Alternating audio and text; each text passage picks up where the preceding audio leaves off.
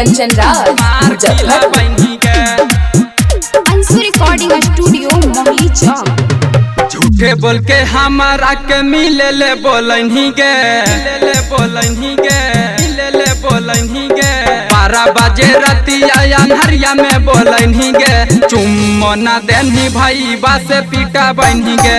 हथा गोड़ा मारी हमर दुयो तोड़ा बनी गे, तारा बाछू छुंदारा से मार किला बनी गे। झूठे बोल के हमारा के मिले ले बोलही गे, तारा बाछू छुंदारा से मार किला बनी गे, मार किला बनी गे।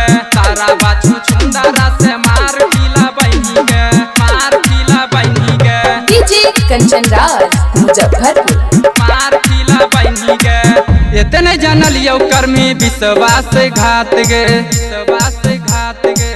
कमर में पिस्टन ले लेतियल हम साथ गे, लेतियल हम साथ गे। इतने जानल यो कर्मी विश्वास घात गे, विश्वास घात गे। कमर में पिस्टन ले लेतियल हम साथ गे, हाथा गोड़ा मारी हमर दुयो तोड़ा बनी गे, तोड़ा बनी गे, दुयो तोड़ा बनी गे। हाथा गोड़ा मारी हमर दुयो तोड़ा बनी गे, तुम न देनी भाई बासे पीटा बनी गे। झूठे बोल के हमारा के मिले ले बोलही गे, सारा बाछू छुंदारा से मार खिला बनी गे, मार खिला बनी गे। सारा बाछू छुंदारा से मार खिला बनी गे। डीजे कंचन राज स्टूडियो मोहली चौक। मार खिला बनी गे। रहल यो रात भर जागल गे, जागल गे।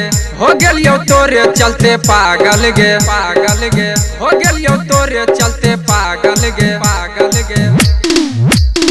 रहल यो रात भर जागल गे, जागल गे। हो गेल यो तोरे चलते पागल गे, पागल गे। छौड़ा नीतीशवा के झूठे में फसैनी गे, झूठे में फसैनी गे, झूठे में फसैनी गे।